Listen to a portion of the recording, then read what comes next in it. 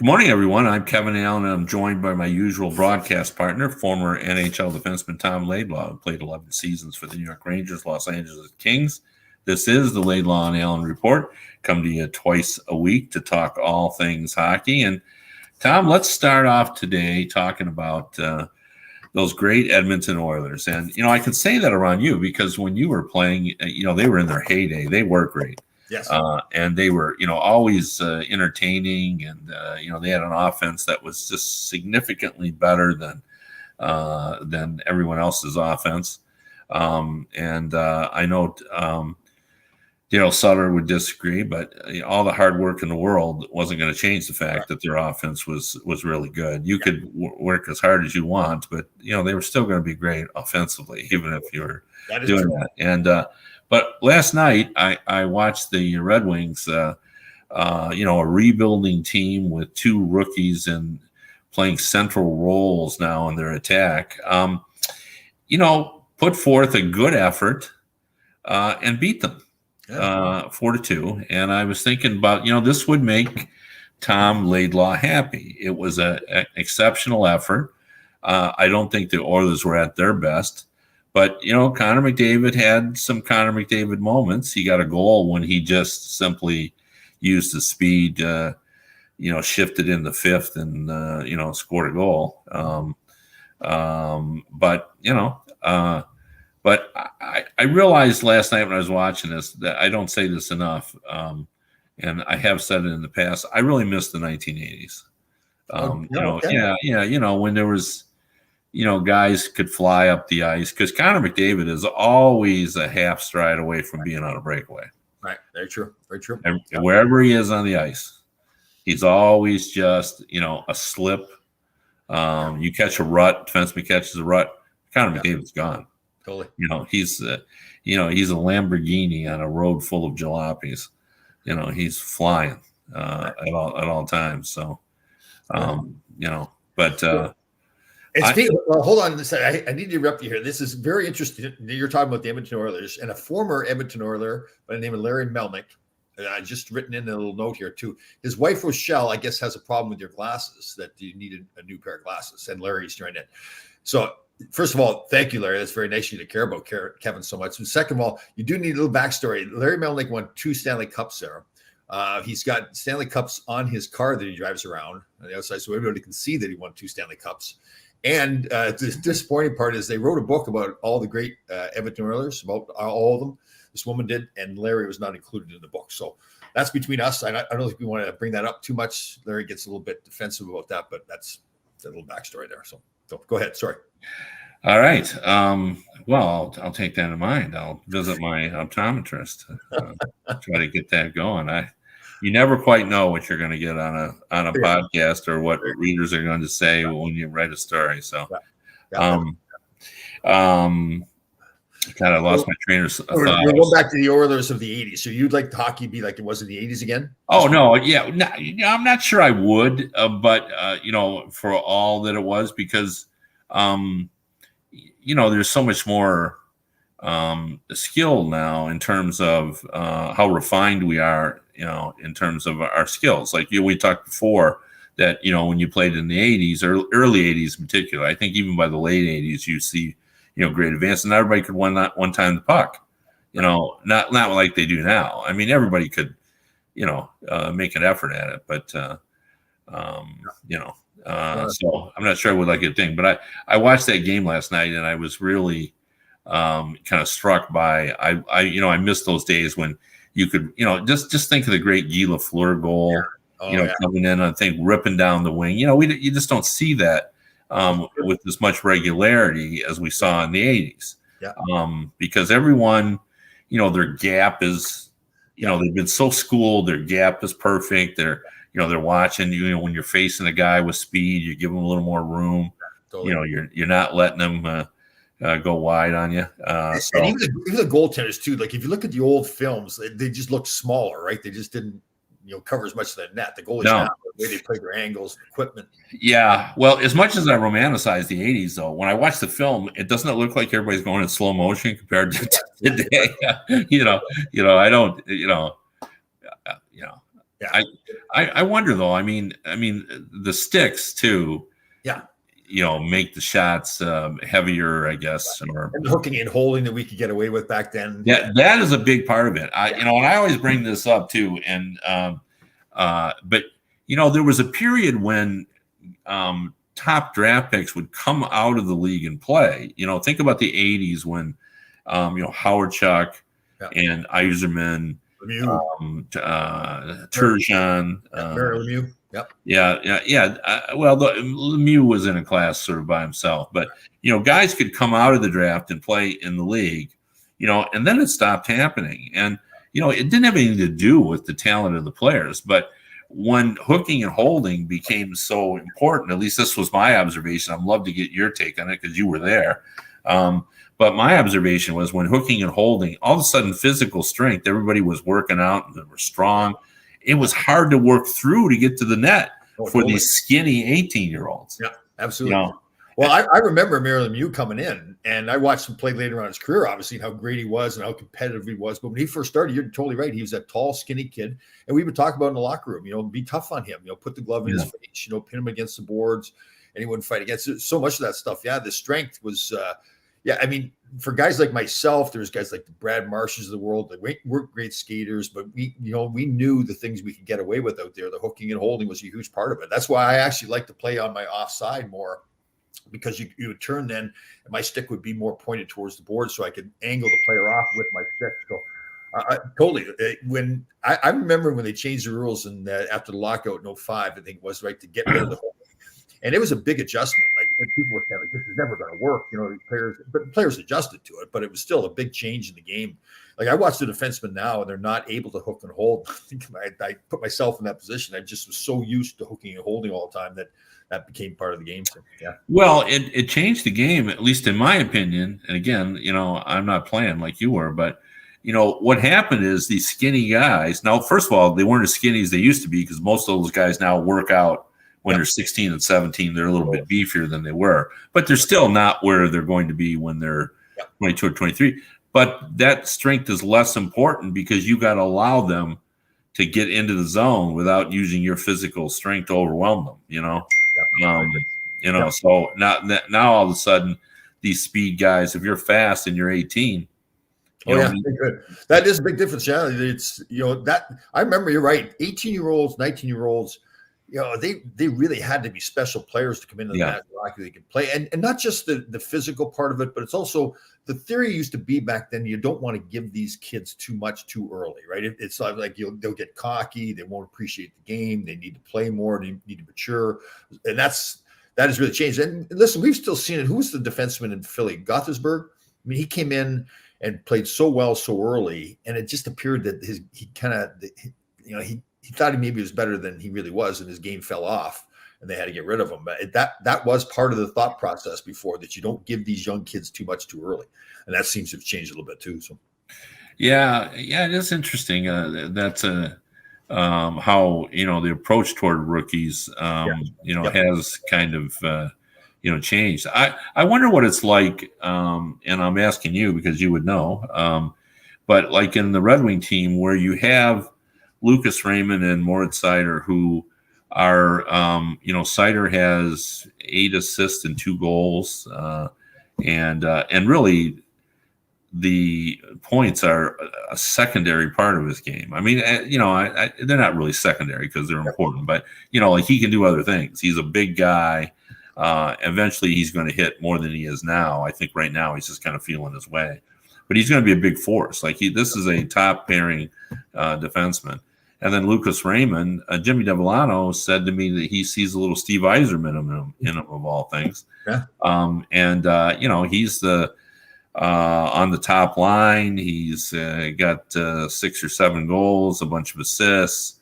He's the real deal. Yeah. Now, what's it like to be on a team where you're relying on these guys, but they're still rookies, so they're still making mistakes? It's just it's a weird situation. That just didn't happen before. Like no. Most rookies were not allowed to take that big of a role on the team. Like in the overall, like even traveling, dinners, in the locker room, rookies were like, okay, you sit over there in the corner And when you mature and become a little bit older, now you can participate more. You can talk more in the locker room. You can get more ice time. It was just, it was rare to see a guy get out there on the power play or penalty kill situations. He was a rookie. I mean, I met Freddie Shiro my first year. He pulled myself, Eddie Hospodar, and Chris Katsopoulos aside, said to us, listen, you're not playing the first 5 minutes of each game. You're not playing the last 5 minutes of each game. It doesn't matter how well you're playing. He says, you're all 6'2", 6'1", 210, 215 pounds. What do you think you can do to help this hockey team win? I'm not telling you to fight, but what do you think? So it was like he came right out and said it. But that was the way it was back then. It was rookies. You stay over there in the corner and be quiet, and then we'll let you know when you can now participate in this team a little bit more. That's it has changed a lot. So to watch these rookies out there and be successful while they're doing it.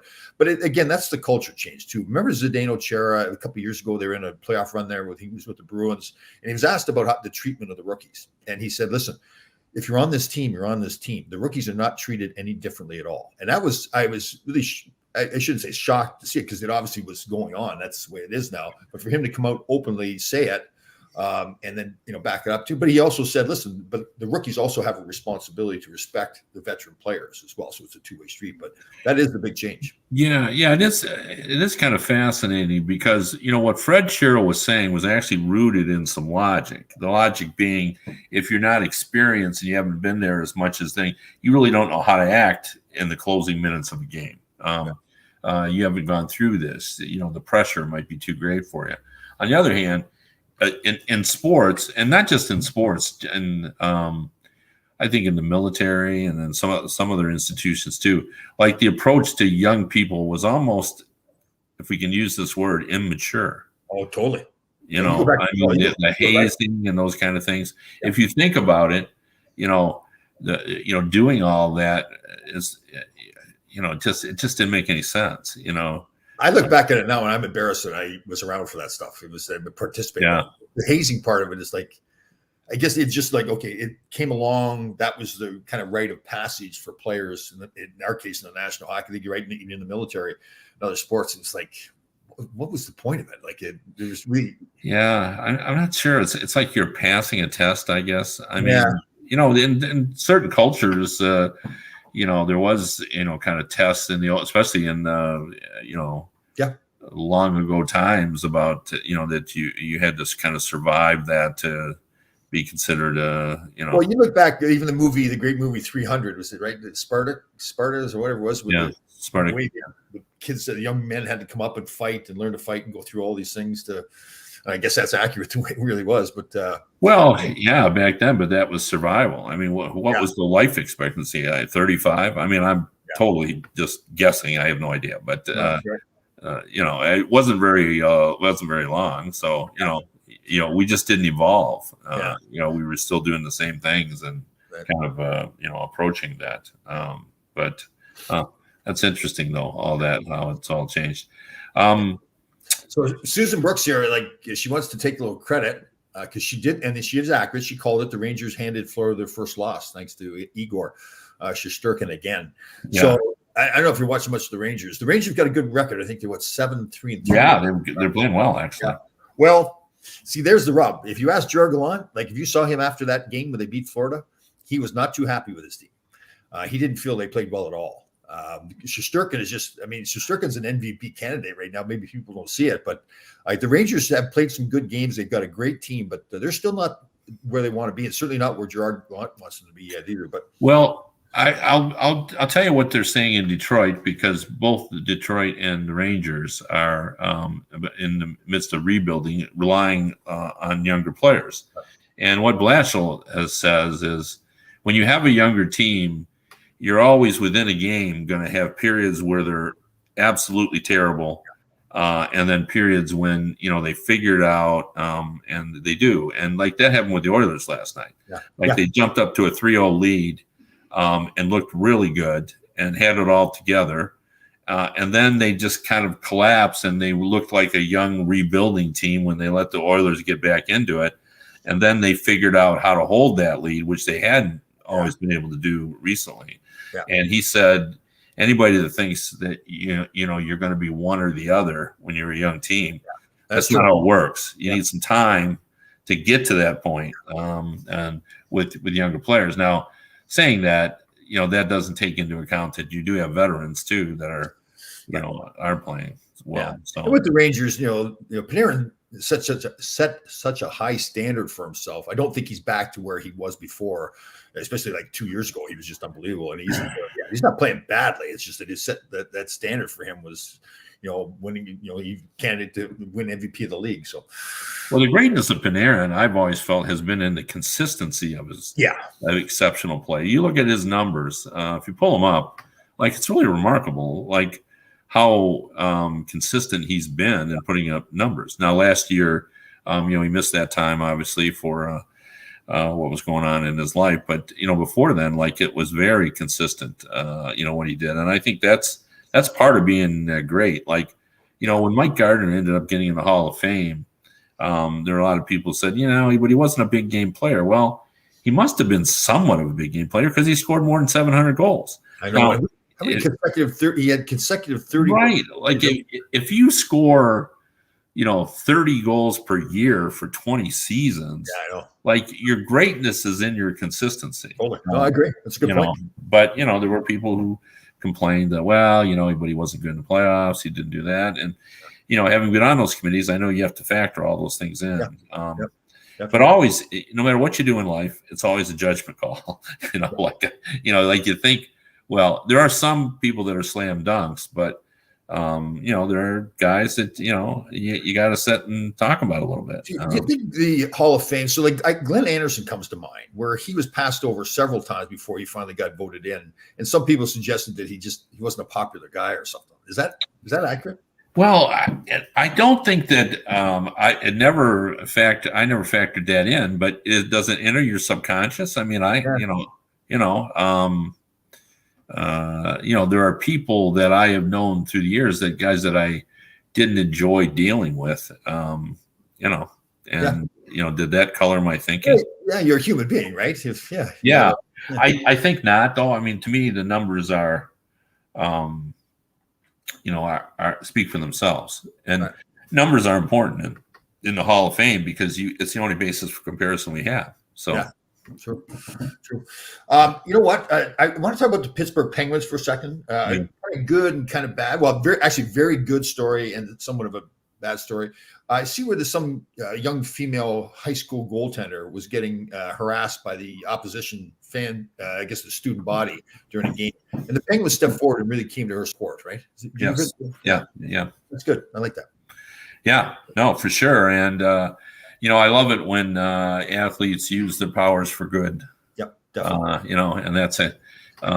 Because it really makes an impact when you have a bunch of Penguins saying, that's just uncalled for. And I don't know why. The problem I really have with those type of situations is there's usually adults involved. Yeah, I know. That's the thing that really is bothersome. And they're at least there at the game, even if they're not participating. They're at the game and they can do something about it, right? Yeah, I agree. And there's nothing, we always talk about the community aspect of our sport, and it's so true. Having dealt with hockey people for so long, but that doesn't prevent them from acting badly at youth hockey games. We've all, you've seen it you've been a youth coach. I've seen it as well. And it's really like, I can't even believe it. You know these people and they're good people. And then you see them screaming at officials and berating their own children and berating the opponents. And I know. Oh, that's one of the worst things to me. I mean, you've got a young referee and adults that are much older than the referee. They're yelling at him. We had one scene I coached a few years ago, and one of the parents on our team was making comments to one of the other players on the other team. He's 14 years old, and that player's parents were irate after the game. And I told him, I said, "Listen, I don't blame you a bit. That should never happen. That's another adult talking to another family's young man. That's just ridiculous." What happens is people's anger prevents them from being sometimes the people they really are. I was part of an athletic association, and I will never forget this because it consumed like an hour of a meeting. And I was president of the association, and when people would register late, I would take their money and put their kids on teams, up until the season started, even though we would have these deadlines. And I, basically my other officers, got on me for that. And my position was, these kids can't help it that their parents are disorganized. So when you're not allowing them to play, you're punishing them for the sins of their parents. And plus, we don't know why they didn't pay. Maybe they were stretched thin that week. And so, I tried to be as accommodating as I could. Now, there has to be some level of enforcement, or there'd be chaos. But, I didn't feel like if you set this arbitrary deadline of August 1st and some parent comes in on August 12th and the season doesn't start till September 1, why I couldn't just, okay, we'll take him, we'll put this on that kid. To me, it was all to get as many kids as possible. But, I didn't win that battle. That people just felt rules are rules, and we don't care who's hurt. And if the kid doesn't play, so be it. I know. No. And I've been part on those boards where that stuff would happen too, where you'd see, and you didn't realize it when you're just coaching, but you'd see where people were not keeping up with the payments. And there's that fine line, because you got to be able to pay the bills, right? Those organizations. Same time those kids need to play. It was really tough. We had the same argument about scholarships as well. People wanted them to fill out like elaborate forms, and to me, if you come in and we're talking about $50 entry fees, and people, they wanted really elaborate forms, and we would do a check, and people would say, well, someone's going to cheat us out of $50. And I said, I don't care, but we don't want to make it hard for parents. It's hard enough to be poor as it is, that you don't want to have to fill it out in forms too. It's almost like embarrassing to you. Absolutely. So I didn't like that, but you're not going to be surprised, I lost that one too. So. And just a couple of notes here too. I think Barry Shelley wrote, the school has banned the people involved in that incident in Pittsburgh there too from any future games. So that's good. God bless them. Yeah. Love that. And then on the other side for Pittsburgh, I don't know if this is good or bad news. They've settled a lawsuit there. The Scaldi family, Jared Scaldi and his wife, had sued the Pittsburgh organization for the abuse against her by that Clark Donatelli, a coach at the time. And also because they claim, now this is where the dispute is. Bill Guerin says this is not true, but Jared Scaldi claims that he went to Bill Guerin, who was the assistant GM in Pittsburgh, therefore the GM of the minor league team, and told him about the abuse and was told to keep it quiet. Guerin now adamantly says that is not true, that he sent it to the people above him. Now, there's in the story that I read, there's nothing, nobody says what happened after that. I hope, listen, I don't want to hope there. Again, we get on this subject where, listen, any kind of abuse is wrong. This abuse was wrong, but it's also now compounded by the reporting process or lack thereof. And, we talk about the Chicago case too, and they had the process in place. They just didn't follow it. So that case has been settled. Again, my feeling is, okay, it's nice. It's settled. Everybody wants it to go away. But again, I know I'm repeating myself here, but this is an opportunity for all the NHL teams and the NHL itself to take the lead here in this subject, because this is a big problem. And we've got to make it so that people are educated about who is doing the abuse, who is getting abused, and make sure that people understand that they need to be approachable for those people. The people have to believe they're being abused. They say, listen, I know that I can go to talk to somebody. I'm going to be believed. Something's going to happen. Some of the things that I've learned from people that have been abused is that that's one of the bigger problems, that they don't feel like they can go to anybody to get any kind of help. So I wish Pittsburgh in that case would do a little bit more, and maybe they are doing more stuff that I don't know about, but I hope that's the case. Well, we have another situation in Anaheim where Bob Murray, who's a longtime general manager there, has been put on administrative leave while they investigate what they're terming improper professional behavior.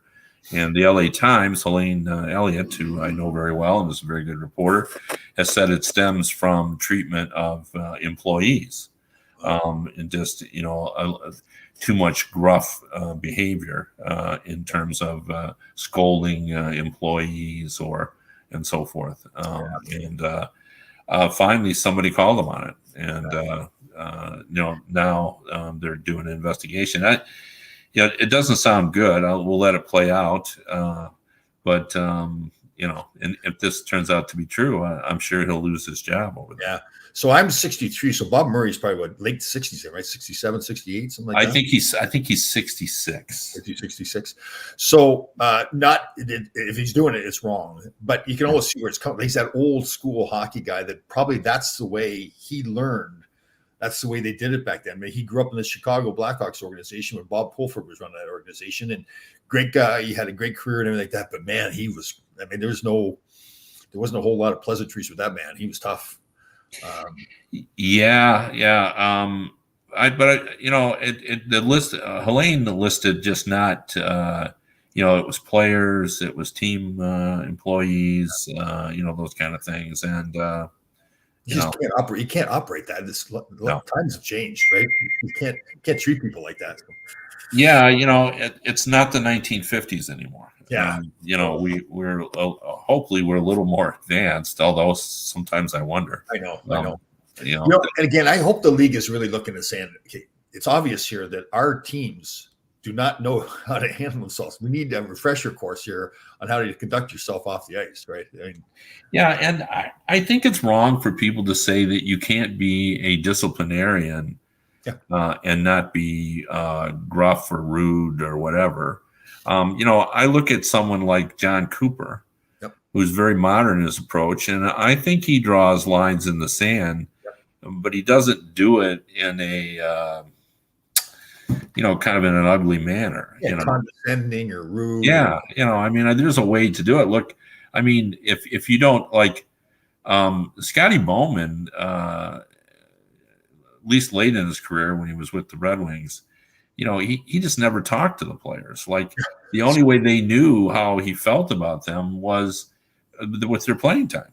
Yeah. So, it's not like he'd get on their face and say, you're not checking, you're not doing this, you're not doing that.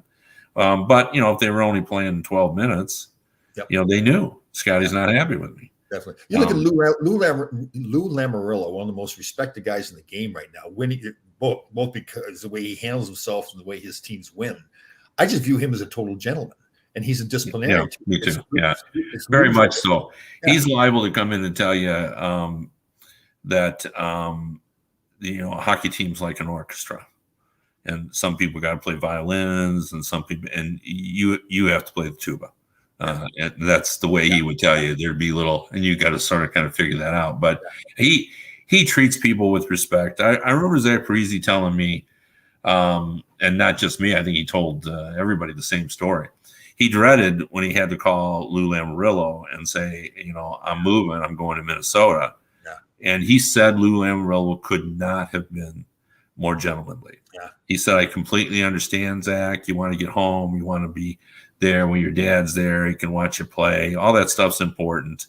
I appreciate the fact that you called me directly and explained your situation, but I understand, Yeah, that's cool. So, and it pays off because players talk to each other too. Like they say who the good guys are and who the bad guys are. So it pays off. Yeah, and there's some tough guys out there who will tell you that you get real sentimental about Lou Lamoriello. I think Kenny Danico would be a guy that fits that description. No one tougher than Kenny. Yep. And he speaks so glowingly of what Lou meant to him, and Marty Brodeur has nothing but good things to say about Lou Lamoriello as well. In fact, most people do. I don't know. Again, did you see where Carey Price came out publicly and said that he was in the substance abuse? Well, interesting. Well, it's interesting, and I'm a longtime journalist and everything. I didn't think he owed us that. Yeah. That was his decision, but Dylan Larkin was here in Detroit. He missed 3 games. They said it was personal reasons. Reporters asked him about it. He got very emotional. And they left it alone. Like, why should he have to after that? We're going to try to find out what's going on, but so if maybe that was part of his recovery. He wanted to just to admit, publicly what his issue is. And that's a good point, because I know some guys that I'd played with in the past, and they'd gone through the other programs to, right themselves, get off drugs and alcohol. And part of the process was calling around to people that they'd, been with in the past when they've been doing the drugs And so I had one guy in particular called me up just out of the blue. I hadn't talked to him in years, and opened up and told me all about it. And that was part of his therapy. So yeah. Yeah, no, it's but I hope he feels good about it. I bet he does. Those programs know what they're doing, and I always liked him. I always admired him the way he I carried. did too. I like him too. Yeah. And and it'll make a difference. He can't change the fact that Deneau is no longer with the team, and or that Shea Weber isn't on the defense. Totally. But he's going to win some games where they probably wouldn't have won. Yeah. He hasn't played in a while, so he's going to need to do that. So it'll make a difference. I mean, I'm already in Chicago. Derek King's making a little difference. Yeah. They've won 2 in a row. Yeah. And, I like that. Sometimes that's all it takes. It's a clean chalkboard. Yeah. Everybody's trying to get a different situation. At least if you weren't playing a lot with the new coach than they had with the old coach. Very true. So everybody's playing harder, and I've been in those locker rooms too. When it's if you don't have the right mix in the locker room, and the guys aren't happy with the coach, and they start talking about the coach, they go out for a beer together, and all this coach isn't doing this, and coach doing that. So now all of a sudden that coach's change is made, and the excuses are all gone. Now we've got to go out and play better. So looks like it's worked. But how about my other team? Well, let me move my head here. Kings are what, 6-0 the last 6? I've lost track of them a little bit. I know. Yeah. I think a lot of people thought this was the year they were going to do some stuff, but interesting. Because Rob Blake, this will be the first time he's had some success, right? He went there first, had to rebuild the team, so now it's his chance to really say, okay, this is the work that I've done as general manager. Now let's see what I've done here and what we've got. So looks pretty good. To me, that division is wide open. From what I've seen thus far, I would say the 2 locks are the Oilers and the Flames. They're the teams I think they're in, and then we got to decide. Vegas hasn't proven they're going to be a playoff team this season. I know. I agree. Yeah. And we would have said before the season they were a lock. Yep, absolutely. But as much as we all want to say, well, injuries are part of the game, but injuries like what Vegas has had, where it's your top players, those are much harder to overcome. Yeah, very true. Very true. So, how is your grandkids doing with all the COVID and all that kind of stuff? And the colds are all. Well, they ended up all the kids tested negative. So she didn't get it from the child who contracted COVID in her classroom. But she did end up with a cold. And then she gave it to me. Then I've given it to my wife. So, it's been going around. And we hadn't been sick for a couple of years. So when you haven't been sick for a while and you get a cold, it kind of knocks you, right out for. And your wife is really healthy too, right? So very, and she hadn't been sick either. None of us have. We haven't really been out of the house much. So right, and I'm assuming you did not listen to me about the ginger shots. You're not getting. You're assuming right. I took no turmeric or ginger shots, and didn't even take anything for my cold. I just gutted it out. It's fine now. Well, I seem to be so. I didn't go yesterday because I was still coughing, and so I didn't lie on my form again. Right. And then, plus, you don't want to be in a press box, and I'm always worse at night. Right. So you don't want to be in a press box just coughing away, and everybody looking at you like, "Well, does he have COVID or what's going on?" So, but I'll be back in the saddle tomorrow. They're playing Washington. That's my plans. I haven't had any trouble on this podcast, not coughing. So you sound good. You sound very good. Yes. So we'll be back, ready to go on that. We just organized my family Christmas. The complications of adult children is, we still want to have the Allen Christmas, but, they have other families they have to concern themselves with. Yeah. So we've settled on our Christmas will be December 23rd in the morning, which allows everyone else to go do what they need to do on Christmas Eve and Christmas Day. So the big, this Thanksgiving for my family, it always been in my house, the Thanksgiving cooking. Yeah. And so now my oldest son and his wife bought a home, so they want to do the Thanksgiving turkey. So they're allowing me to bake the pies to bring over, the raspberry and apple pie. So allowing you, or you're just doing it? No, they're allowing me. Yeah, they basically taken over the rest of the meal, and I say, What kind of ship are you running there? I know. Where you got to ask permission to make a pie? Well, no, I really had to force my way in there. Like I just love my daughter-in-law to death, and she really wants to cook the dinner. I thought, okay, it's a big thing for her. But when you visit someone's house for a holiday, you bring food as a gift. That's just in the Laidlaws are a little bit stubborn though. So when we say we're going to do something, do we need help? Nope, don't need help. Don't need help. Nope, no help. So yeah, but you're not helping. You're just I know, but making a nice gesture. So, but I know, but in the Laidlaw household, this goes back generations. Yeah, my grandfather, my father, I do it. My sons do it. It's very, very stubborn. So we have a little thing that if I'm going to Costco, for example, I'll text my sons, "Do you need anything?" And they'll automatically say, "Nope, don't need anything. I'll fine." Now they need things. They're stubborn. They want to do it themselves. And when they text me, I do the same thing. Even if I need something, I said, "Nope, I'll do it myself." Yeah. Well, I mean, there are a lot of stubborn people, but it's usually they're stubborn over like significant issues. Not over whether you need something from Costco. No, we don't miss a beat. It's every issue we're stubborn with. Yeah. I guess so. Okay, well that makes sense. Well, now will there be a lot more people or her friends and family maybe show up? No, it'll be Thanksgiving will be the typical. So my youngest son and his girlfriend, my oldest son and his wife, and myself. Okay. That's our family tradition, and usually is the same meal every Thanksgiving. Now Christmas is dinner. Christmas is different. So I think my son and his wife are going down to Florida where her parents live, and I might be by myself on Christmas. Maybe I'll do like a virtual Christmas. We'll see. Yeah. Well, it's going to be interesting because I've told you this before, but I'm really the only member of my family that prefers or likes a traditional Thanksgiving feast with turkey. So my son is not a turkey person. My daughter, of course, is one of them is a vegetarian.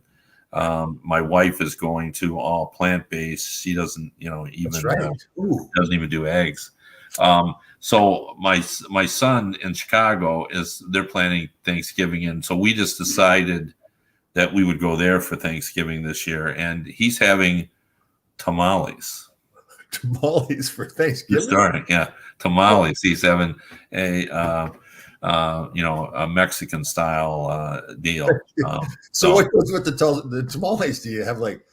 No, they just my son's a good cook, and he makes good tamales. His kids all like them, and so like on Thanksgiving, you've got like all the fixings, right? The stuffing, the mashed potatoes, the gravy. Yeah, but the problem is that not my brother-in-law likes the traditional Thanksgiving as well. But like when we have that at our house, it's just not the same because not everybody enjoys all that. Right. So it's just kind of sitting there. So we've tried to do other things in the past. But what we're going to do is. We're having a traditional Thanksgiving meal like the weekend before and inviting my daughter and her husband. Now, her husband eats a traditional Thanksgivings, and then my brother-in-law. So we'll have this meal, and then my wife and Aaron, my daughter, will end up eating, whatever they eat. They'll go out and kill some vegetable. And now, do you the pregame meal? Is that do you have like shrimp cocktail, chips, dip? Yeah, we used to, but that's kind of gone by the wayside as we've gotten healthier. Right. Although we are going to do, I love to watch the one of my fondest traditions when I was a kid was my aunt would always time the meal to be at halftime of the Lions game. Nice. Like I remember my Aunt Frances, God rest her soul, walking from out of the kitchen, putting her head in. She goes, "How many minutes till halftime, bud?" That's what she'd always say. Right. And he'd say 5 minutes, and she says, "Okay." And whenever the halftime would be on, the food would be sitting there, and all the steam would be rising off. It would be hot, and we'd always be late, obviously coming back. Right. For the second half, but that's how we did things. And what I loved about that was, you hear from so often from people who just says, on Thanksgiving should be about family, and you shouldn't be concerned about a football game. But the way my aunt viewed it, because I actually told her about this, she goes, "Oh, you and Bud, it was John, my cousin. You love watching that game, Right. and to me, that's part of it to allow you to watch that game, and then we all think. And that's the way she viewed that. That's fantastic. Yeah. Yeah, and so like she didn't see it as they can't even give up football on Thanksgiving. She saw it as a way for us to have it all. Yeah. Definitely. So. See, we don't even sit at the table now. We've got all set up where we sit in front of the TV, watch the game, eat. So that's not going to happen with my wife. So here's the thing too, like some of the great smells, right? Thanksgiving, the smells of the turkey and all that kind of stuff, and it's fantastic. The pies being baked and everything. The problem is I don't want to be rude, but after the meal is eaten, the smells kind of change a little bit, right? Especially with men sitting around. We've had a few cocktails, we've eaten a lot of food, and the different smells now happen, like the gaseous smells. Okay. I wanted to share that with you. So good. Yeah. I'm glad you got that out, so to speak. So, hope you feel better by sharing that. But it used to be the other two. I used to have to cover the Lions on Thanksgiving, and one of the rules is my wife would hold dinner until I got home, and sometimes those games would go into overtime, and I'd be driving like a madman because I was embarrassed that one time we had 20-some people at our house. And I didn't get home till 6, whatever it was. The Lions game is usually the noon game, right? It is noon, but sometimes you had 2 stories to write, and sometimes they go longer, and it just depends on what was happening. And you can only, I tell people this, but you can only write so fast. Like you still have to be able to put 400 or 500 or 600 words down on a paper. That act itself takes time. Man, my mouth is watering now. Talking about this, like I'm thinking of the turkey with stuffing, mashed potatoes, and homemade gravy on it. Oh, that first bite that you take. You have to have the right proportion of turkey to stuffing too. They have to have like the stuffing on, like coming all in together, and then mashed potatoes to go separate. Yeah, what I find interesting is everybody's dressing is different. When I was growing up, I had a certain kind of dressing that we always had. And then when I married Terry, she ended up making sausage mixed in with her dressing as well. And now that's become our thing. So my mashed potatoes. Now my mashed potatoes are not as healthy as they should be. Lots of sour cream, lots of butter. No sour cream for me. I do like butter on mine. So, but I'm not a sour cream. But I mix that right in there where I make my mashed potatoes. Yeah, that's. I my daughter also makes these cheesy potatoes as well, which another reason I don't. I mean, I think the sodium in that is off the charts. Well, so now here's what she should get. You should get her some Selly salts. Yeah, because much less sodium in there. I use the one that's called Pucking Hot. So you spice up the mashed potatoes a little bit. Yeah. Okay. Well, we've ended with our cooking lesson. It's always important. So I'm hungry now. Actually, I've got a turkey breast in the my refrigerator, so I might just have that for lunch. Perfect. Yes. Is that an air fryer thing for you? No, I bought it at Costco. It's already cooked, so you just take it out, slice it up, heat it up. Okay, sounds good. Ready to roll. All right. Well, we appreciate everyone for joining us. We'll be back next week. Still not Thanksgiving, so we'll probably talk about it some more. But if you want to read me, Detroit Hockey Now or hockeybuzz.com. Thank you. And if you want to listen to the radio version of this show, you can go to radio.co at 365 Sports. We will see everybody next week.